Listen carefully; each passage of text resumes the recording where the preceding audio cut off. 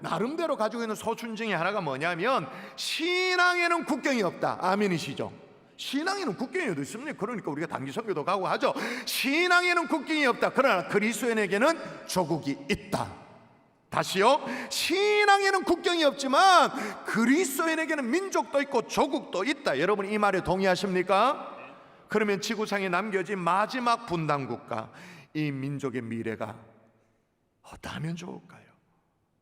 여러분, 우리가 똑같이 이 조금의 아픔을 끌어안고 절규했던 이 에스겔에게 들려주신 하나님의 말씀, 이 말씀을 함께 살피면서 지금은 정말로 앞이 보이지 않죠. 암담해 보입니다. 그렇습니다만은 민족의 소망을 꿈꾸며 기도할 수 있는 저와 여러분 될 수 있기를 주 예수 이름으로 축원합니다. 축원합니다. 에스겔에서 들려주신 하나님의 말씀을 통해서 우리가 붙들어야 될 비전이 뭐냐? 따라하십시다. 통일은 하나님의 손에서 이루어진다. 여러분, 남과 북의 분단의 상처를 안고 쓰러진 이스라엘 이 조국이 통일된 하나의 나라로 될 수 있을 것인가? 에스겔의 이 질문 앞에 하나님이 대답을 하시거든요. 근데 그냥 대답을 하지 않고, 이게 상상할 수 없는 일이기 때문에 북이스라엘은 북이스라엘대로 유다는 남유다로 제국을 달리할 정도로 아수르 제국, 아래쪽은 바벨론 제국 완전 패망을 했기 때문에 이 분단된 조국이 다시 하나된 조국으로 부활할 수 있을까? 이거는 상상을 할 수 없기 때문에 말로 하나님 말씀하시지 않고 시청각 교재를 사용하십니다. 하나님이 에스겔에게 막대기 둘을 가져오래요. 가져왔더니 그 막대기 뭘 쓰래요. 자, 쓰라는 내용을 볼까요? 자, 인자야 이 대목 읽습니다. 시작. 인자야, 너는 막대기 하나를 가져다가 그 위에 유다와 그 짝 이스라엘 자손이라 쓰고, 또 다른 막대기 하나를 가지고 그 위에 에브라임의 막대기 곧 요셉과 그 짝 이스라엘 온 족속이라 쓰고. 쓰래요. 하나에는 유다와 그 짝 이스라엘 자손 그렇게 쓰라고. 그러니까 유다 지파로 대표되어지는 남유다 쓰라는 거예요. 남유다 왕국. 또 다른 한 막대기에는 에브라임의 막대기 곧 요셉과 그 짝 이스라엘 온 족속 그렇게 쓰래요. 아주 길게 얘기하고 있습니다. 마치 뭐가 똑같냐면 조선인민민주주의 공화국 그렇게 길게 얘기하지만 한마디로 그건 북한이잖아요. 마찬가지로 그냥 북이스라엘 이렇게 적어라 그 말이에요. 그렇게 각각의 막대기에 쓰라고 하고는 어떻게 하시겠다고 말씀하셨냐? 그 다음이 더 중요하면 읽어볼까요? 같이 읽습니다. 시작. 내가 에브라임 손에 있는 바 요셉과 그 짝 이스라엘 지파들의 막대기를 가져다가 유다의 막대기에 붙여서 한 막대기가 되게 한즉 내 손에서 하나가 되리라. 각각 있는 이 막대기 어떻게 해요? 붙여서 어떤 막대기? 한 막대기가 되게 하겠다. 근데 이 일을 누가 하겠다고 말하냐면 오늘 읽은 본문 제일 앞에 가보십시오. 뭐라고요? 누가 하겠다? 내가. 또 이 한 막대기를 누구의 손에 하나가 되도록 한다고 말하냐면 내 손에서. 지금 하나님이 에스겔에게 지금 뭘 가르쳐주고 있는 거예요? 통일은, 하나됨은 하나님 손에서. 아멘이십니까? 우리도 마찬가지예요. 민족의 통일의 문제가 미국이 적극적으로 나서면 통일이 된다? 아니올시다. 중국과 러시아가 전향적으로 나와야 된다? 아니올시다. 북한의 김정은 정권이 갑자기 몰락하고 붕괴해서 그것도 아니라는 거예요. 누구의 손에서? 하나님 손에서. 아멘이십니까? 아멘을 왜 잘 안 하지? 2부 때는 잘하던데. 하나님 손에서 통일이 이루어지는 줄 믿습니다. 통일에 별로 관심이 없구나. 맞아요. 통일에 대한 입장이 각각 달라요. 통일을 아주 낙관적으로 보는 입장이 있어요. 소위 통일 대박론이라고 그렇게 말하죠. 세계적인 투자 전문가입니다. 짐 로저스라는 사람이 이렇게 말했어요. 만약 대한민국이 통일되지 않고 이대로 지속된다면, 그 다음에 했던 말이 참 자존심이 상해요. 다시요. 짐 로저스라는 사람이 만일 대한민국이 통일되지 않고 이대로 지속되어진다면 이 땅은 거대한 양로원이 될 것이다. 기분 나쁜데 그렇게 돼가는 것 같아요. 사실 그러나 통일이 되면 북한은 기회의 땅이 될 것이고 중국, 일본, 러시아 주변 국가들이 적극적으로 투자하겠다고 나서게 될 것이다. 얼마 기간 동안 혼란과 희생이 따르겠지만 장기적으로 보면 독일을 보라는 거예요. 독일 통일 이후에 국가가 어떻게 됐는가, 이 세계적인 어떤 지위가 어떻게 됐는가 살펴보라는 거예요. 골드만삭스도 똑같은 보고서를 내놓습니다. 뭐라고 말하냐면 평양 주변에, 평양입니다. 평양 주변에 3조 7천억 달러입니다. 하나가 아니고 3조 7천억 달러의 광산이 있다, 그렇게 말하죠. 북한 내에 지금의 철의 무게 20%밖에 안 되는 그런 가벼운 철광, 여러분 철이 가볍다 그러면 이건 대단한, 이거는 혁신이에요. 그런데 지금의 20% 무게에 불과한 미래 금속 철광석이 50억 톤이 매장돼 있다. 그리고 마그네사이트 같은 경우에 40억 톤, 그러니까 세계 매장량 1위. 우라늄 역시 매장량 1위. 그 외에도 수많은 지하 자원이 상당한데 북한이 기술이 좀 부족해서 지금 모르는 거예요. 남한의 기술이 되어져서 조사를 하면 희귀 금속이 아마 무한정 매장되었다고 할 수 있는 게 북한의 지하 자원이다 라고 얘기를 하죠. 거기에다가 북한의 임금이 20분의 1, 남한의 20분의 1밖에 안 되는, 아마 지금은 더 벌어졌을 거예요. 이 남은 진짜 낮은 인건비로 제조업에 새로운 활력을 불어넣어 줄 것이라는, 그래서 중국이라든지 동남아시아로 뭐 이렇게 몰려갔던 이 한국의 공장들, 기업들이 다시 돌아오게 될 거라는 거예요. 그리고 통일이 되어지면 백두산을 중심으로 이 개마고원 일대가 세계적인 관광지로 거듭나게 될 것이다. 그리고 부산부터, 부산을 통해서 서울, 신의주를 거쳐서 시베리아를 통과하는 이 철도는 유럽까지 이어져서 세계 물류의 중심이 될 것이다. 통일 낙관론이죠. 대박론이죠. 반대로 비관적으로 생각하는 사람도 있어요. 소위 통일 쪽박 찬다. 우리 정부나 우리 사회가, 우리 국민이 통일에 대해서 아무 준비가 안 돼 있어서 갑자기 통일이 오면 온 나라 혼란에 빠질 것이라는 그런 예측이에요. 북한 주민은 주민대로 말할 것도 없고 자본주의 또 자유주의 국가체제, 여기에 적응을 못해서 남북 간의 이 긴장, 갈등 이게 고조될 것이고, 북한 주민이 대규모로 남쪽으로 이동함으로 말미암아 사회, 경제 모두 혼란에 빠지게 될 것이라는 거죠.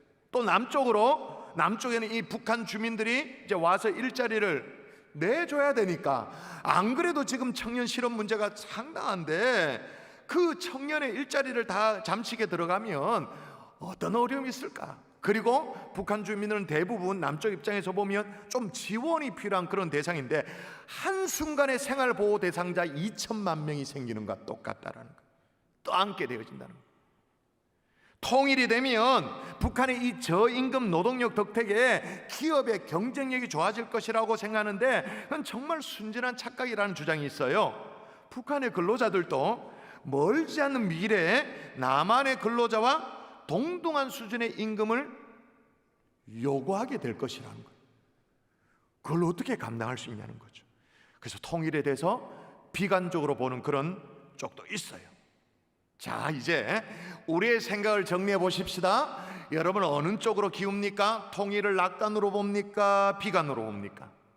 통일 대박론 쪽입니까? 아니면 통일 쪽박론 쪽입니까? 뭐 생각이 다를 수 있죠. 한편으로 여러분, 통일이 되어야 될 이 필연적인 이유가 경제적인 이유, 정치적인 이유 여기에만 있는 게 아니라 우리는 그리스도인들이에요. 주님의 제자들이에요. 주님의 지상명령, 땅끝까지 복음을 전하기 위해서라도 우리는 통일이 필요한 거죠. 여러분, 우리가 올여름에 단기 선교를 갑니다만 실은 여름에 단기 선교팀이 가야 될 땅이 어디예요? 북한인 거죠. 내 민족, 내 동족에게 복음을 전하기 위해서라도 통일은 반드시 돼야 되는 줄 믿습니다. 주님의 복음을 위해서라도. 근데 더 중요한 것은 뭐냐? 각자 우리가 생각하는 우리의 어떤 입장이냐? 이것보다 또 유력한 어떤 정치인들이 통일을 어떻게 생각하느냐, 그것보다 국제 질서가 어떻게 돌아가느냐, 그것보다 훨씬 더 중요한 게 뭐냐? 하나 되게 하시는 하나님의 의도예요. 하나 되게 하셔도 하나님이 하실 터인데 하나님의 의도에 따라서 하나 되게 하시는데, 하나님의 의도가 오늘 본문에 나옵니다. 읽어보십시다. 먼저 23절, 그들은 시작 그들은 내 백성이 되고 나는 그들의 하나님이 되리라. 여러분, 여기에 분명한 하나님의 의도가 드러나 있죠? 보이십니까? 하나님의 의도를 더 선명하게 드러내기 위해서 또 말씀하세요. 또다시 말씀하시는데 이번엔 앞뒤를 거꾸로 뒤집어가지고 말씀하세요. 아까 23절에는 그들은 내 백성이 되고 나는 그들의 하나님이 되리라 말했는데 몇 절 내려가서 27절 똑같은 얘기를 하는데 앞뒤를 뒤집어요. 나는 그들의 하나님이 되고 그들은 내 백성이 되리라. 앞뒤 뒤집어 가면서도 정확한 하나님의 의지를 드러내시는 거예요. 어떤 고백을 받기를 원하시는 겁니까? 우리는 하나님의 백성입니다. 그리고 하나님은 우리의 하나님이십니다. 이 고백을 받으시려는 의도가 있으신 거죠. 그래서 이를 통해서 이렇게 하나님께서 하나 되게 하심으로 말미암아 이루시려는 목적은 뭐냐? 오늘 본문 마지막 28절에 보면 다 나와요. 하나님이 어떤 목적으로 하시는가? 시작. 내가 이스라엘을 거룩하게 하는 여호와인 줄을 열국에 알리라. 예, 열국이 어떻게 한다고요?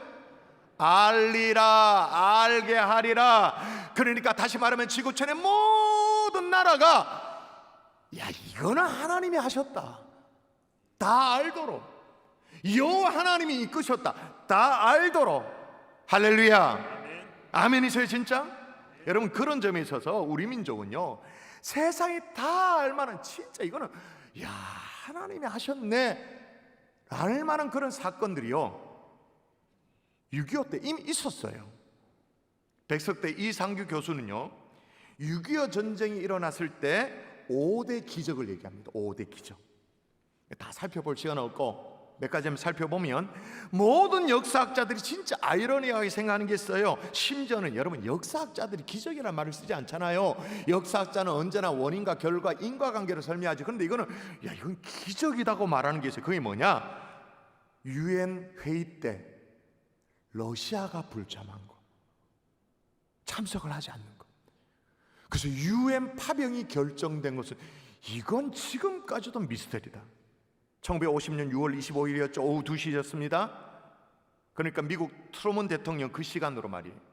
트루먼 대통령이 북한의 남침 소식이 전해지자 UN 안보리를 소집합니다. 그리고 뉴욕에 있는 UN 본부에 안보리 회의가 소집되어졌는데 진짜 이렇게 빨리 UN 회의가 소집된 것도 이건 기적이래요. 그날 바로, 뭐 시차가 있습니다만 그날 바로 회집된 것이 기적인데, 당시에 상임 이사국이 어디냐면 미국, 중국. 이 중국은 중공군 중국이 아닙니다. 대만 중국입니다. 소련, 프랑스, 영국 5개 나라. 근데 이 중에 한 나라만 반대를 해도 유엔군을 파견할 수가 없어요. 여러분, 불을 본 듯 뻔한 게 이 소련의 반대표 아닙니까? 소련이 김일성한테 뒤로 막 탱크 대주고 무기 대주고 다 지원을 했는데 유엔군을 파견하는 데 있어서 가표를 던진다, 있을 수 없는 일 아니에요? 불을 본 듯 뻔한 게 반대표죠. 그런데 이날 소련 대표부 말리크가 회의에 참석을 안 해요. 참석 안 해서 어떻게 됐을까요? 만상일치로 파병을 결정하고 UN 16개 나라에서 파병이 되어집니다. 그래서 우리가 알지도 못하는 나라, 뭐 아프리카 어떤 나라도 6.25에 참전했다 그러잖아요. 이번에 단기 선교 터키를 가면요, 터키는 우리나라를 형제국으로 알아요. 왜냐하면 자기 할아버지가 6.25 때 파병됐대. 그 영웅담 막 쏟아내요. 이 유엔의 파병이 결정돼. 여러분, 왜 그랬을까요? 여러분, 이 점은요, 한국 전쟁의 역사를 둘러싼 의문 중에 아직도 풀리지 않는 가장 큰 미스터리예요. 여러 썰들이 있습니다. 그 썰 가운데는 이 소련의 전략적인 선택이었다라는 썰이 있어요. 그게 뭐냐면 스탈린이 신생강자로 막 부상하고 있는 이 마오쩌둥을 견제하기 위해서 EJ 전략을 썼다는 거예요. 한반도 땅에 미국과 중국이 부딪히도록 하고 자신들은 쓱 빠지는. 그래서 미국이 아시아에 막 집중하는 그 사이에 유럽의 소련의 영향력을 확장시키려는 그런 전략이었다라는 설이 있긴 합니다. 그러나 여러분, 지금도요, 한국 전쟁에 가장 풀리지 않는 미스터리가 바로 이거예요. 여기에 세상 사람들도, 안 믿는 사람들도 뭐라고 고백한지 아십니까?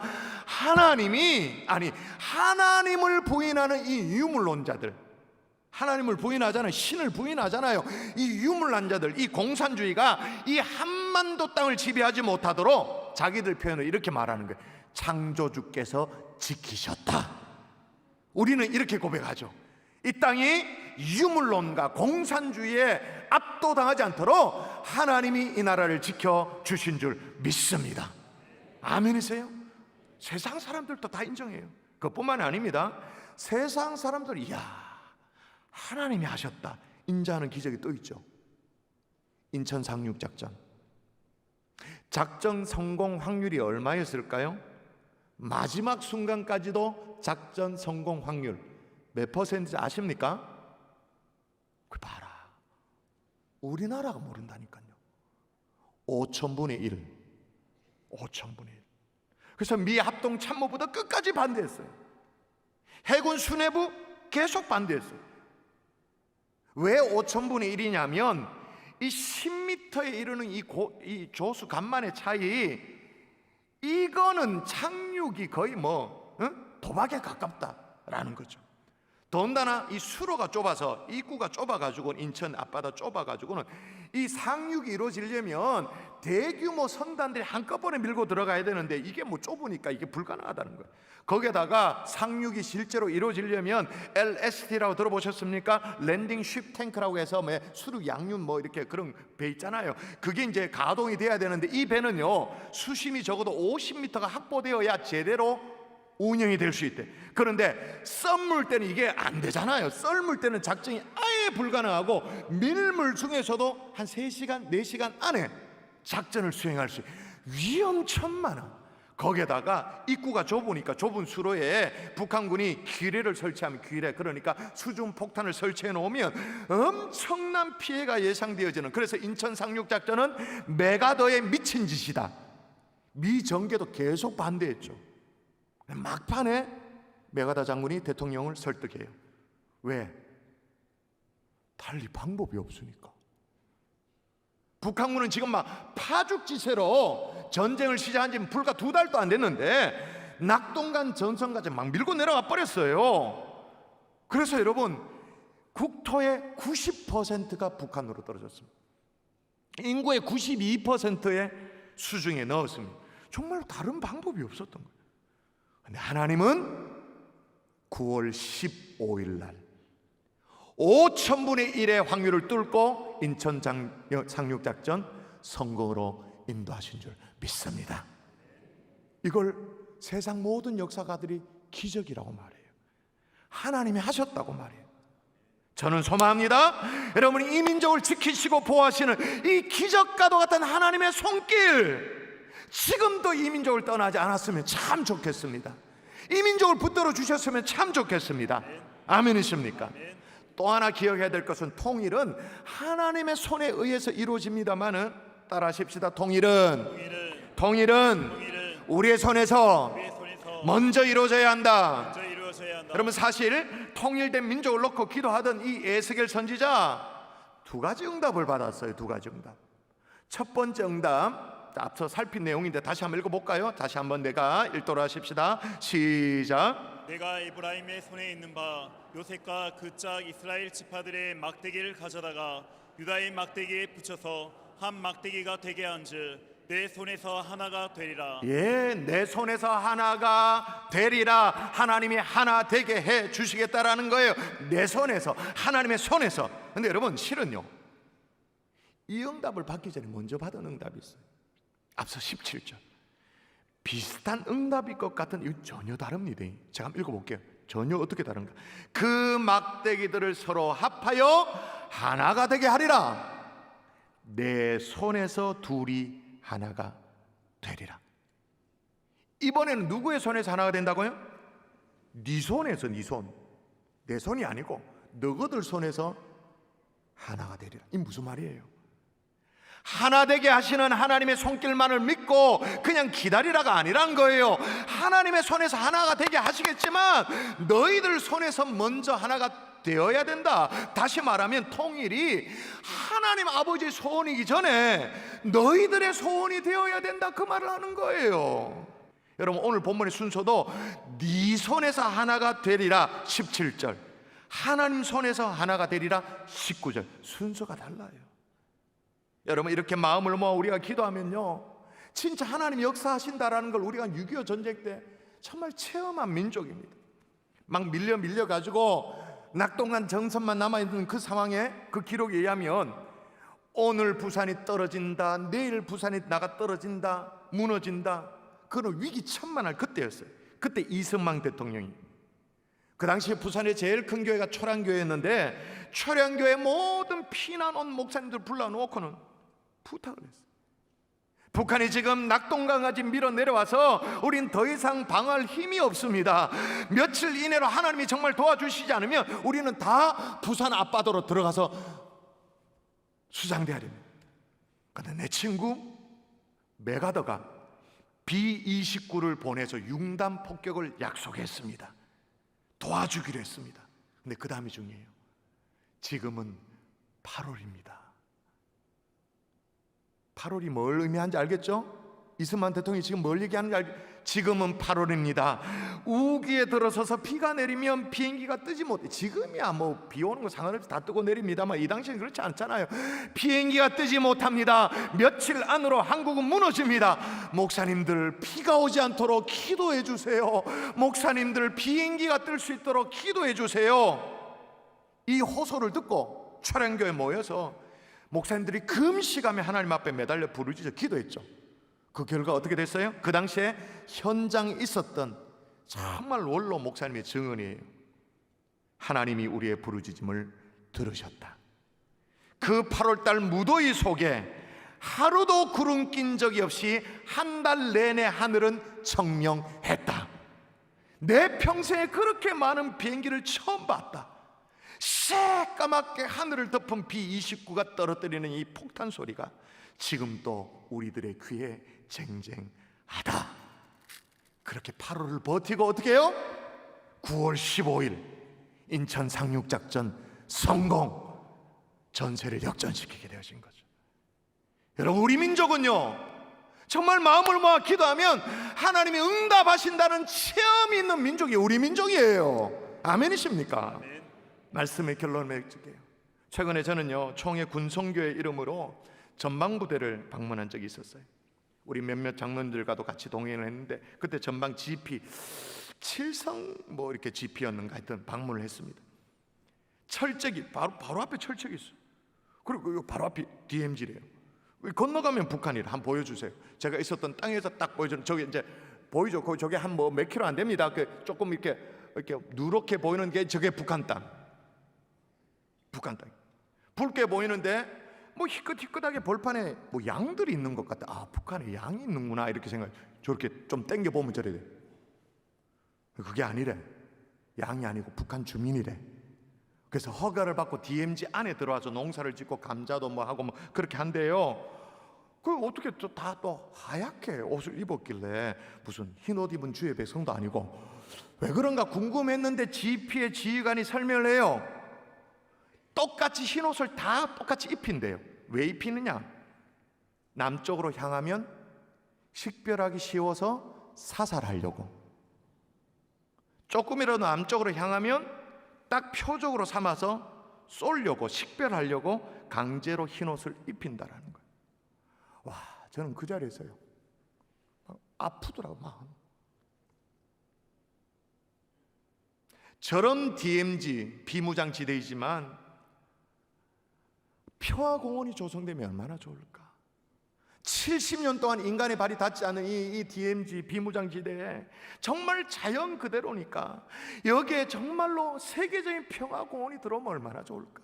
평화교회가 세워지면 얼마나 좋을까. 지금은 남과 북이 서로 총구를 겨누고 있습니다마는 이사야서 말씀에 나오는 것처럼 무리가 그들의 칼을 쳐서 보습을 만들고 농기구를 만들고 그들의 창을 쳐서 낫을 만들 것이며 이 나라 저 나라 사이 다시는 칼을 들고 서로 치지 아니하여 다시는 전쟁을 연습하지 아니하리라. 서로 겨누었던 총구에 꽃을 꽂아서 평화의 축복을, 정말 축복을 던지는 하나님의 종들 되어지시면 참 좋겠습니다. 아멘. 근데 누구의 손에서?